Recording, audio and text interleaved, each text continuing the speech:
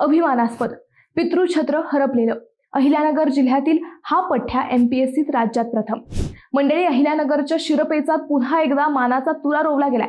महाराष्ट्र लोकसेवा आयोगातर्फे घेण्यात आलेल्या स्थापत्य अभियांत्रिकी सेवा मुख्य परीक्षेत अहिल्यानगर जिल्ह्यातील कोपरगाव तालुक्यातील निखिल राजेंद्र वाघ याने राज्यात प्रथम क्रमांक पटकावला। निखिल हा केवळ 2 वर्षांचा असताना त्याच्या डोक्यावरून पितृछत्र हरपले।